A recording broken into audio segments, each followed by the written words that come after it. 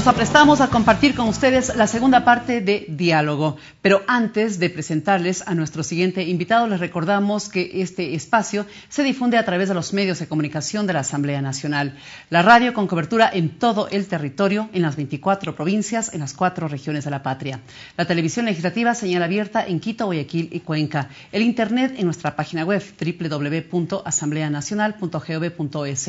La televisión legislativa, me olvidaba el número de los canales, en Quito canal 42, en Guayaquil canal 22 y en Cuenca el canal 27. Nuestro siguiente invitado, el señor Floresmilo Simbaña. Él es dirigente de la Confederación de Nacionalidades Indígenas del Ecuador, CONAIE.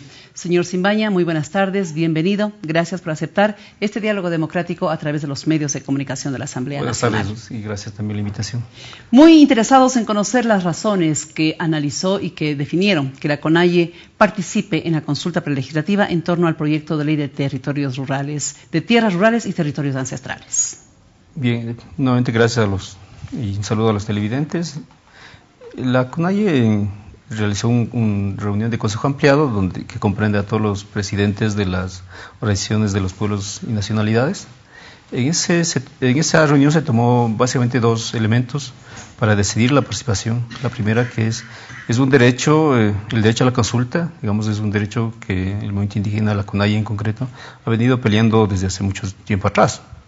Y fue reconocido por el Estado en el convenio 169 de la OIT, que fue reconocido en el 98, o reconocido por el Estado en el 98, en el año 1998, y desde entonces nosotros hemos venido propugnando por el cumplimiento de esta ley. Y recordemos que uno de los conflictos emblemáticos, que es del pueblo Sarayaku, es justamente apelando este derecho. Por lo tanto, era un derecho al cual nosotros no íbamos a renunciar, pese a las circunstancias adversas que tenemos por la convocatoria que se ha hecho actualmente para la ley de tierras, ¿no? Y la experiencia también que hemos tenido en la ley de aguas, ¿no? ¿Y la segunda razón que motivó? La segunda razón es que digamos, siempre hará falta necesidad de difundir todo proyecto de ley, toda la política pública del Estado está impulsando en general, o sea, toda la actividad que hace el Estado debe estar informada a la sociedad, y más sobre todo cuando son leyes que van a involucrar a temas fundamentales, en este caso de la tierra, a los pueblos y nacionalidades. Entonces eso fue como una necesidad inevitable de que nosotros debemos estar en medio de esa discusión. Esas fueron las dos razones por las cuales nosotros se tomó la decisión de participar. Obviamente también se hizo varias críticas y preocupación e incluso la posibilidad de impulsar algún proceso para que se rectifique la metodología de convocatoria. Muy bien, entonces, dos las razones que analizó y definieron que la CONAIE participe de esa consulta prelegislativa. Refrendar un derecho, como es el de la consulta prelegislativa, y el otro, dar a informar a todos lo que es el contenido de ahora proyecto de ley y que mañana puede ser una ley y que todos la conozcan, los pro y los contra de la misma. Hay 3 temas sustantivos que motivan esta consulta prelegislativa. Entiendo que ustedes los han analizado y qué lecturas se han podido ya formar. Si usted se refiere a las 3 preguntas del instructivo, justamente es una de las críticas que nosotros tenemos. Es decir, la consulta, la Constitución y el Convenio 169 dice que la consulta se hará sobre una medida legislativa. Y en ese sentido, lo que nosotros consideramos que lo que debe estar sometido a consulta es el proyecto de ley en su conjunto. ¿Toda la ley? Toda la ley. No solo una parte o algunos temas de la ley. Obviamente la sentencia de la Corte Constitucional respecto a la ley de mineros, donde se fijó ciertos parámetros para la consulta, pero habla de que por metodología se fije temas sustantivos, y nosotros creemos de que las 3 preguntas que se hacen no son temas sustantivos, son lo que se está preguntando no solo son obviedades, es decir, se nos pregunta, por ejemplo, en el primer tema de que si estamos o no de acuerdo con el reconocimiento de las tierras comunales y reconocimiento y legalización de tierras comunales y territorios ancestrales. Decimos, eso es un absurdo que nos pregunten eso. No solo porque eso no está en discusión, sino que además es un mandato constitucional, ¿sí?, que le obliga al Estado, es una obligación del Estado que se reconozcan los territorios los territorios ancestrales y las tierras, y se legalice las tierras rurales. Y además que eso, según la Constitución y el Convenio 109 también referente a eso, dice que serán procesos inmediatos y gratuitos. Es decir, no tiene ningún sentido de que se nos llame a una consulta preventiva para preguntar eso, que es un mandato constitucional. Ustedes se ratifican en que es una obviedad, es decir, claro, es una pregunta obvia. El segundo tema tiene que ver con el uso y usufructo o aprovechamiento de estos suelos y estos territorios. Es el mismo caso. El artículo 57 de la Constitución, todos los numerales que hace referencia, habla también de que las comunidades, los pueblos y nacionalidades participarán en el usufruto de lo que represente las actividades en ese territorio, obviamente tomando salvedad del tema que perjudica a esos territorios, como del tema que la crítica que nosotros siempre hacemos a la minería, pues ese es otro tema, pero en este caso concreto eso vuelve a ser no solo una obviedad, sino que preguntar eso es una inconstitucionalidad y esa es nuestra posición. Bien, y el tercer tema tiene que ver con la participación social y la resolución de conflictos. Ahí es el mismo caso de las dos anteriores, solo que aquí hay una gravedad todavía porque dice de que si estamos de acuerdo con que las comunidades resuelvan sus problemas de territorios, los problemas internos relacionados a territorios, límites, y que en caso de que no se resuelvan sea conocida por autoridad por la autoridad del Estado, el MAGAP, por el MAGAP o la Autoridad Nacional Agraria que se crearía con esta ley. Ahí nosotros decimos que eso es incluso no solo es una obviedad, también contradice la Constitución porque la autoridad, según el artículo 161 de la Constitución, la autoridad indígena es esa autoridad y es juez, resuelve para conocer todos los conflictos internos de la comunidad. Si incluso tomando en cuenta la sentencia, en el caso de la Cocha que tiene la Corte Constitucional, prohíbe solo aquellos, pone en duda, hay una discusión que no es el tema en este momento, de tratar temas relacionados con delitos que atenten contra la vida de las personas. Pero el resto se supone que la Constitución manda que resuelve y además que la resolución de una autoridad comunal no está sujeto de revisión de ninguna autoridad salvo el control constitucional de la Corte. Entonces, poner en la pregunta de que si estamos de acuerdo que si resolvemos con y si no podemos resolver los conflictos, sea decidido por la autoridad de Estado, es ir directamente en contra de la Constitución. Entonces, por lo tanto, la crítica que hacemos es eso. Si nos van a consultar, que se consulte la Constitución, que se consulte toda la ley que se está debatiendo. Y por razones metodológicas, que se organice por temas sustanciales, pero esas tres preguntas no son para nada sustanciales. Si la CONAIE ha determinado que son tres preguntas innecesarias y hasta inconstitucionales, entonces, ¿cómo va a enmarcarse la participación de la CONAIE en esta consulta prelegislativa? Hay recursos jurídicos que contempla la misma Constitución y lo otro es la movilización que se hizo la semana anterior, el día jueves, a propósito de la Cumbre de los Pueblos, presentamos un documento a la Asamblea, ¿sí?, en donde ponemos estas condiciones y en el más sentido democrático esperamos que estas observaciones sean acogidas para no llegar a otros temas más o sea, que la ley contempla. ¿Cuáles son las más importantes? Diálogo, es justamente la que les acabo de decir. Lo que usted nos acaba de reflexionar. ¿Ya? Ni por razones metodológicas se puede dividir en muy corto número de temas sustanciales y además que no sustanciales y que las preguntas que se nos hace o que se va a hacer a los consultados es tan obvias y no solo obvias sino además de inconstitucionales.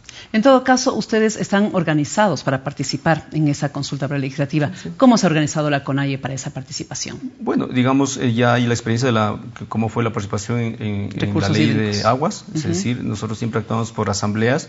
Y bueno, ya la resolución a nivel nacional está tomada, que no fue tomada solo por los dirigentes nacionales, sino por la participación de los presidentes y presidentas de los pueblos y nacionalidades. A partir de eso, obviamente, esta decisión será ratificada o refrendada, es la necesidad de eso, de que en cada provincia se vaya tomando la decisión de cómo se va a participar. Y lo que nosotros hacemos es apoyar lo que cada provincia, cada pueblo decide su forma de participación. Esa es lo que nosotros estamos encaminados en este momento. Este es uno de los tantos temas en donde lo técnico muchas veces supera a lo político. Sin embargo, ya en el campo de las decisiones, lo político muchas veces supera a lo técnico. ¿Cómo equilibrar el tratamiento de este tema para que todos lo comprendamos y todos sepamos lo que está sucediendo con este proyecto de ley de tierras? Bien, Yo creo que sí, o sea, digamos, la socialización debe ser tarea no solo de nosotros como organización social, sino es una obligación del Estado, socializar las leyes que están manejando. Obviamente los medios de comunicación juegan ahí un papel muy importante, pero no es suficiente. Y ahí creo que hay que buscar otras formas. Y eso hay que hacer una diferenciación también con la consulta prelegislativa. La consulta prelegislativa no es un proceso de socialización, es un problema de participación de la sociedad, en este caso de los pueblos y nacionalidades, en un acto legislativo, que se va a recoger las opiniones de qué es lo que piensan las comunas, pueblos y nacionalidades respecto de esta ley en concreto, que es la ley de tierras. O sea, no es un tema solo de socialización. Así es. Ahora, también a propósito de este tema del proyecto de ley de tierras, se pone en el análisis por parte de la CONAIE temas como la minería, temas como las resoluciones que se han tomado a nivel ejecutivo con el decreto 16. ¿Cómo no mezclarlo uno con lo otro? Porque a la final termina confundiéndonos a todos. Digamos, no necesariamente es confundir, me parece que es una necesidad. Es decir... ¿Lo uno tiene que ver con lo otro? Claro. ¿Sí? Solo fijemos una cosa. A ver. El decreto 16 primero equipara todo tipo de organización a un mismo nivel. O sea, es lo mismo, según el decreto 16, una organización de los empresarios, el comité empresarial, o sea, y lo mismo una común. Les ponen el mismo rango y nivel y los procesos son los mismos. Y segundo, el instructivo que hay para aplicar el decreto 16 fija de que una tal grado de especialización de las organizaciones que en el caso de las comunas quedaríamos descuartizadas en varios sectores. Es decir, dice, para temas agrarios deben ser inscritas exclusivamente en la emisión de agricultura, pero para manejo de agua deben ser inscritas en la CENAGUA. Las comunas hacemos las dos cosas al mismo tiempo. ¿Ya? Entonces, ¿cómo hacemos? ¿Sí? Entonces, y sobre todo, digo, esto tiene relación con la ley de tierras, porque en la ley de tierras hay un capítulo dedicado a comunas, pueblos y nacionalidades. Nuestra crítica y observación a ese capítulo de la ley es que no hace más que repetir lo que ya está en la Constitución, y la ley no debe hacer eso, no debe repetir, sino debe ampliar y ver cómo los mecanismos para aplicar lo que dice la Constitución. En esta ley, en el proyecto de ley de tierras no se hace eso. Y sobre todo, si no está claro la comuna, cómo va a funcionar el sistema de propiedad de tierras en la ley de tierras y territorios ancestrales, si no está claro eso, entonces el decreto 16 no solo que no va a ser aplicable, sino que va a crear grandes conflictos, que ya está creando grandes conflictos a nivel de las comunas. Y no es que los dirigentes de la CONAIE estemos agitando a la gente, son las mismas comunas que están entrando en conflictos fuertes por el problema de la inscripción y legalización, no solo de la persona jurídica, sino además de inscripción de los directivos, ¿no? Muchas directivas de este año han sido anuladas o desconocidas, o han sido imposibles de inscribirse por este tema fundamental. Entonces, ustedes cuestionaron el contenido del decreto 16 ante la Corte Constitucional. ¿Todavía no hay una resolución, un pronunciamiento de esta instancia? Nuevamente en la marcha del día jueves fuimos a la Corte Constitucional a exigir de que haya un pronunciamiento, y ya vamos cerca ya de 2 años, si no me equivoco, en que no se ha dado pronunciamiento a esto. Entonces, lo que nosotros exigimos es una respuesta. Si nos acusan de que estamos movilizando, de que hacemos movilización sin argumento, ahí está el argumento. El argumento es que la CONAIE presentó un recurso constitucional y no hay respuesta. Entonces, ¿a qué tenemos que atenernos? Muy bien, queremos agradecer estas explicaciones que nos ha compartido el señor Floresmiro Simbaña, dirigente de la CONAIE, respecto de las razones que usted tuvo en esta organización para participar en la consulta prelegislativa en torno al proyecto de ley de tierras rurales y territorios ancestrales. Las razones por las cuales además cuestionan que esta consulta prelegislativa no haya acogido algunos de los planteamientos de la CONAIE, y también el por qué se enlaza al tema de la ley de tierras, el decreto 16, por ejemplo, la existencia de la minería, en espera siempre de respuestas de parte de aquellas organizaciones e instancias del Estado ecuatoriano que, pese a tener estos casos en sus manos, no hay todavía una decisión. Muchísimas gracias al señor Floresmiro Simbaña, dirigente de la CONAIE. Y con él finalizamos este encuentro, este diálogo. Queremos agradecer por su atención y despedirnos hasta una próxima oportunidad. Tengan ustedes, señoras y señores, muy buenas tardes.